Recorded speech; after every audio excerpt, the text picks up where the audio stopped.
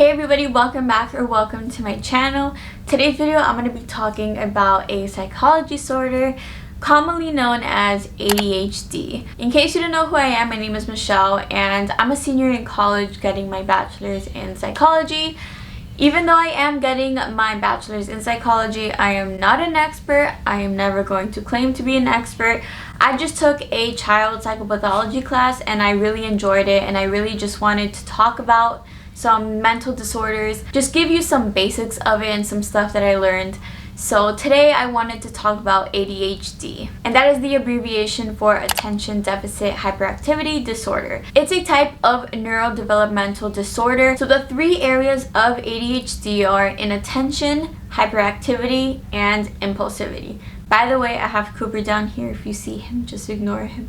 So within those areas, there's two domains. So one of them being impulsivity and hyperactivity, and the other one being inattention. I'm going to be talking about some symptoms in those two domains. So starting off with the inattention domain, some symptoms include not really paying attention, being all spacey, not being able to concentrate on one thing at a time, getting distracted, looking around. And something that's very common is losing things and forgetting things, misplacing them.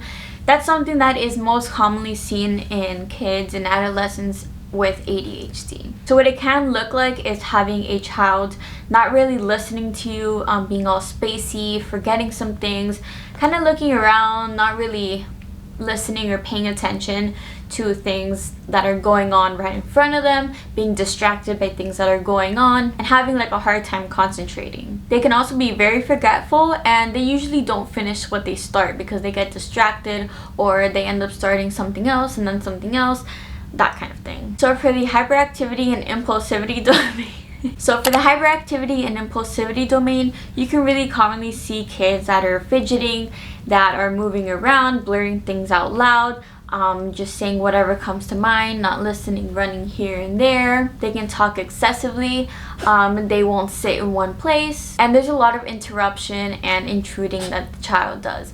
And they don't do this on purpose. They don't really do it knowing with the intention, ooh, let me interrupt the teacher and blurt stuff out loud just to piss them off. This is usually normal for the children, and they're not really aware that it's happening. They just think that's just how it usually is. And the last domain is the combined domain. So usually this is when there's a combination of the hyperactivity, impulsivity, and the inattention domain. So when you have a combination of 6 or more symptoms in each of those domains, that's what's commonly known as the combined domain. With age, the ADHD, depending on whether or not you get help from a professional or your family and different circumstances in life in general, it can get better or it can get worse. So it's usually more common in boys than girls, and some issues that happen with ADHD is that a lot of people like to self-diagnose themselves having ADHD because they have an attention problem.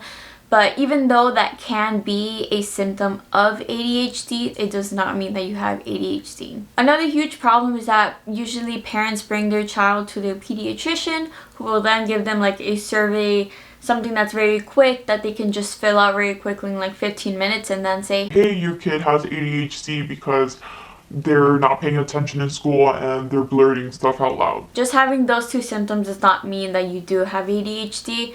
The most accuracy is going to a professional and getting an actual test done. And they usually take around 6 hours to come up with a decision whether or not you do or do not have ADHD. So in children, they can have a hard time making friends, they can have a hard time being organized, they can have a hard time with time management, and there is much less emotional regulation. With adolescents with ADHD, they can have a higher chance of dropping out, failing a grade, being suspended, being involved with drugs and alcohol. They are much more likely to be involved with risk-taking, so like speeding, and they can also have a lower self-esteem. So with adults, just like with the adolescents, they have a higher chance of having lower self-esteem.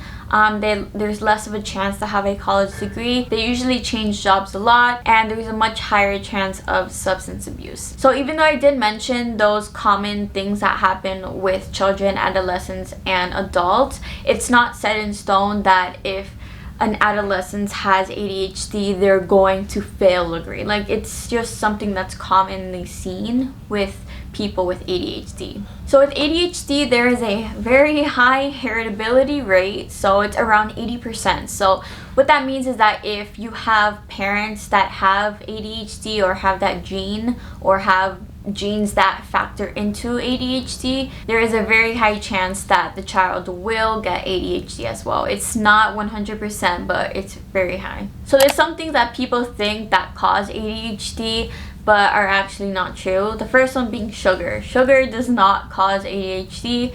Sure, a child may eat sugar and they can get a burst of energy, but sugar doesn't cause ADHD. The second thing being screen time. Screen time does not cause ADHD. And another thing that doesn't cause ADHD is having a poor parenting style or bad parents. Even though the screen time and the poor parenting can cause like attention problems does not mean that you have ADHD. So in regards to treatment, the two most common ones are behavior therapy and medication.